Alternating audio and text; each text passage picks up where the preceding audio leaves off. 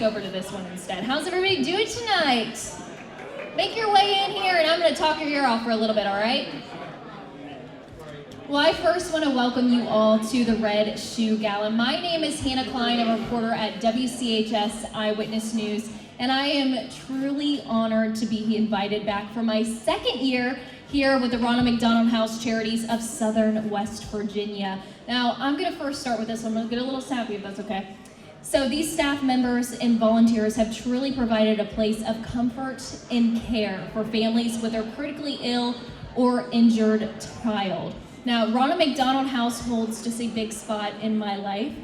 When I was 10 months old, I was diagnosed with stage 4 congenital mesoblastic nephroma and neuroblastoma. So super big words, but cancers in the kidney and in the adrenal gland. And at the time, my family was told that I would have a 15% survival rate, but the Ronald McDonald House gave me and my family a thing like a warm wheel, a bed, a sense of home when I truly needed it. So now I'm 21 years in remission, and I've made it my mission to give back. And I remember, thank you guys. But I remember calling the Ronald McDonald House here in Charleston when I moved to the area, and people like Michaela, people like Brooke answered the phone, and I really had that sense of home again. So I remind people, if you can volunteer, it's simple things. If you can volunteer your time, supplies, anything, it truly goes a long way with these families. And now I am just so excited to be here, and I want to pass on the mic to Brooke Field. She's the executive director of the Ronald McDonald House Charities of Southern West Virginia. Let's give her a round of applause.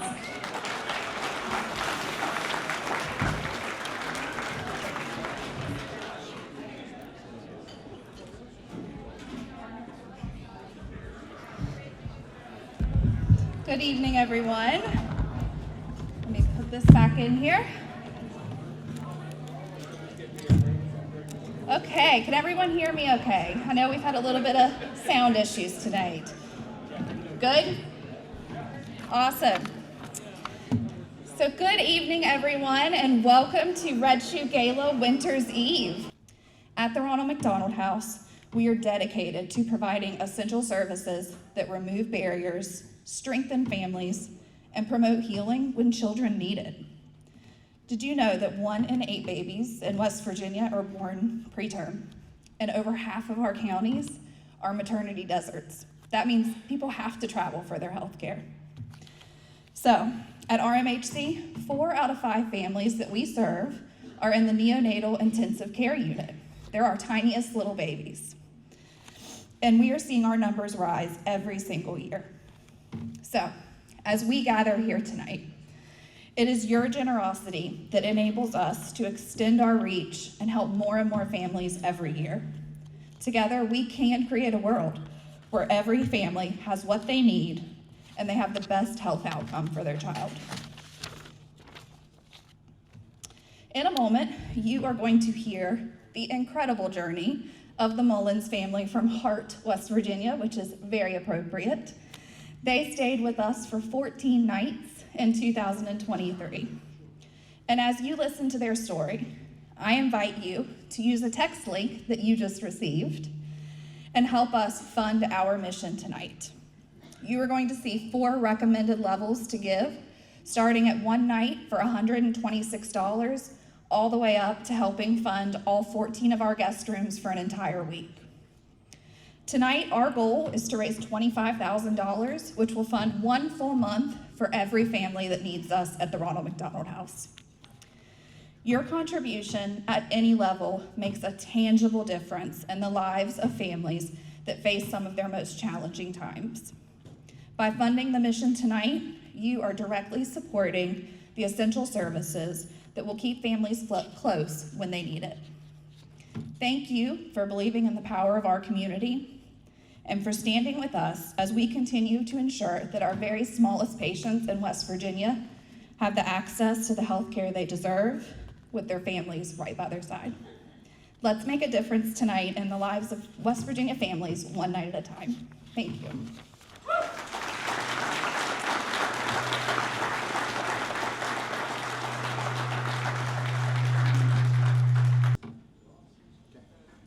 All right, guys, since we're having a little technical difficulties, I'm gonna talk for a little bit. So I really wanna talk about the auction items. So what you're gonna do, because I know there was a little confusion, you're actually gonna have a text on your phone. You're gonna click onto the text from your phone and have a link. And all you have to do is just sign in and you'll just scroll through and you'll see all of those auction items. So again, throughout the night, I'll be encouraging you guys to go ahead and donate for the silent auction. And I first of all, a volunteer, I know I was telling you guys earlier, I was 10 months old when I was diagnosed with stage 4 cancer.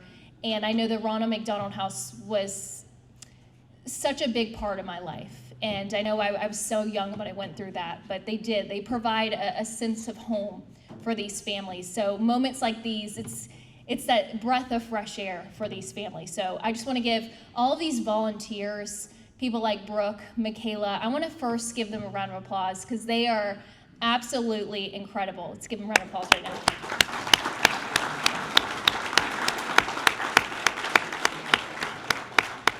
Lincoln Mullins and Grayson Mullins. I'm Cody Mullins. And, oh goodness, we are from Hearts. We came to the Ronald McDonald House on the 6th of November. We were here for 15 days while the babies were in the NICU. So I was a high-risk pregnancy from the beginning. These were our little IVF babies. And because we had lost a baby beforehand, we were high risk. Plus, I'm getting a little older, so I had a few issues. And on November the 2nd, we had our routine weekly OB appointment, and we did ultrasounds, and Mr. Lincoln was not moving. So I was like, well, we'll just get on NST and see what they're gonna do from there. My doctor walked in, she's like, I don't know what you're still doing here. You need to get your butt to the hospital. And I'm like, oh my, I'm not ready. And I knew that these babies were gonna be coming. So we go home, we get our bags packed, and we head up to Thomas. They have me there for monitoring for the most part, and they said, we're just gonna watch you for a little while. Till morning. Until the doctor came in. I was getting ready to go to work. Yeah, and he's like, well, do you want me to just let you stay and I'll go to work? And I was like, no. I'm telling you, these babies are gonna be coming. He's like, no, you're too early. And I just knew they were coming. So he's like, okay, I'll stay. Later on in the evening, they could not get both boys on the monitor, so they called the doctor, and he's like, no, you get them on the monitor, get an ultrasound in there, check on these babies. And I was like, I knew as soon as they were gonna call him, he was gonna say, we're taking them. He busted through the door and he's like, we're taking the baby. Yes. So I was like, I was not mentally ready to have them. My body was like, let's get these kids out of here. But I just, that's just a lot to take in at once. And I had this whole big plan and labor and delivery photographer, because these were my last babies. On their way. And there was no time for any of that, because they were having me sign papers, they're trying to get IVs and catheters, all these things. And I'm just like, oh my God, they're really coming. So they rushed me back to an emergency C-section. Mr. Grayson came out first, no issues. Then Mr. Lincoln came out. But with Mr. Lincoln, he had a lot of breathing trouble. So they, as soon as they assessed him, they rushed him straight to the NICU. He had to be on CPAP. Yeah. And then from there, I was closed up and, was just in limbo. And I knew I had two babies, but other than a quick glimpse, I did not get to see them. Next day, finally, I got to go see them. I was able to hold Grayson, but Linky, we did not. He was really unstable at that time. So on the 6th, we got discharged from the hospital, and I was torn all to pieces because, one, I just had my abdomen cut all to pieces, and I was like, I can't drive over an hour every day with two big kids at home, two babies in the NICU, and that's when they let us know, hey, we have a spot at the Ronald McDonald house. And I was like, I heard about it before. I had friends who utilized the Ronald McDonald house, but I wasn't really for sure what all it entailed. I was like, all I know is I get to be close to my babies, and that to me was most important at the time. So we came, we checked in. I was able to get a good night's sleep. And we were only 10 minutes away from the hospital. I was able to go and visit the hospital anytime I wanted to. We're so thankful that his aunt and uncle were able to come in from Ohio to help with everybody back at home, but it really was so chaotic. Not only did I have to worry about what are we gonna do with the babies who are in the NICU, can barely, survive on their own, and then have to worry about everything I have to do back at home. But thankfully, they were able to really take the reins back at home, but it was a big adjustment because we were starting to make some small changes at home with the girls, so it wouldn't be a big adjustment when the babies came home. But my girls have never went that long without me being there. So it was definitely a big shock for everyone. And then I struggled emotionally because, I needed to be there for the babies, and then I know they needed me there too, but our family was able to bring them up so we could visit. The biggest thing for sure was being in a different environment, and it's all these things are here for you to use. And I felt like I was I guess in someone's home. I didn't want to touch the food. No, this is here for you guys. You treat it like your house. So I think that was the biggest surprise for us, is adjusting to be no, this is our home away from home right now. And like making it our new normal for a little while. I would honestly say it's probably home away from home. Whenever we first came, he's like, this is like the best hotel I've ever been to in my whole life. Except much better because there's food. And like you really have everything that you could need. Some days like you'd come and like different companies have made or organizations would have made dinner. Or they have all these things for you to like make yourself. Like that was seriously such a blessing. And a place to put the breast milk. Yeah. Like, I mean, like if you can think it is here. Like I didn't have to worry about going home and packing shampoo, a toothbrush, like everything was here and available, and everybody was like over and abundantly helpful. Mr. Lincoln actually got to be discharged from the NICU first, and we had the girls here, and we kind of knew it was happening, but we didn't tell any of our family.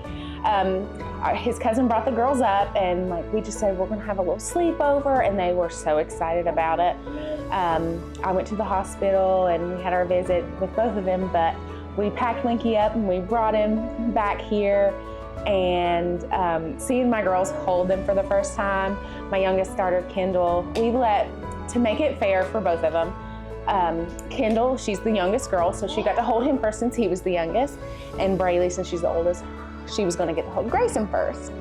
And just seeing the kid that was my baby for 9 years hold the new baby of the family, it was so sweet. And it wasn't sweet.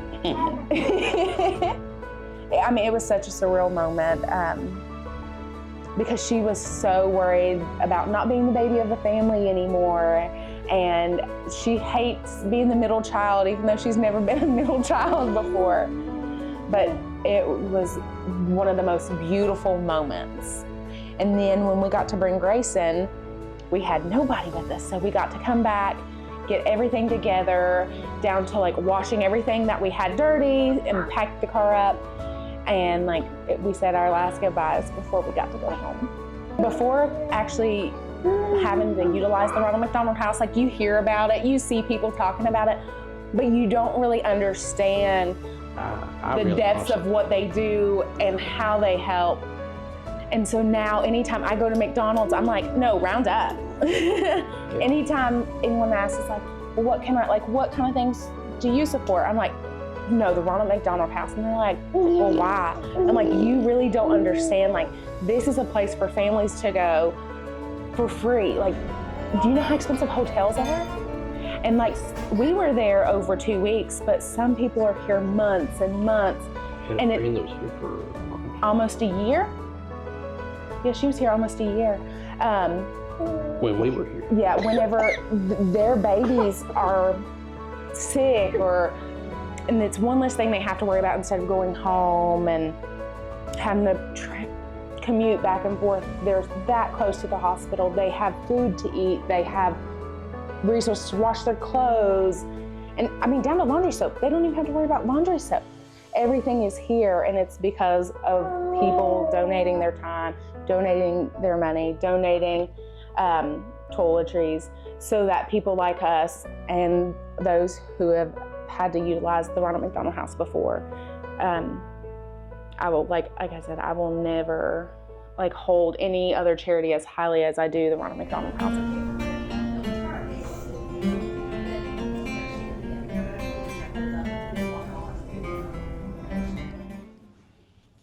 That's definitely awesome. That's definitely awesome. It's because of volunteers like you. I want to read this real quick, and then we'll get started with everything. Families do not have to pay their stay at the Ronald McDonald House, saving Southern West Virginia families over $1.7 million since October 2016. So a round of applause because of volunteers like you guys. All right, now let's get this started. So there's dinner stations over to my left. You guys can help yourself. Over on my right-hand side, there's a casino. And also on my left-hand side in the back, there's a candy table. Enjoy yourselves. And a 360 photo booth. So enjoy.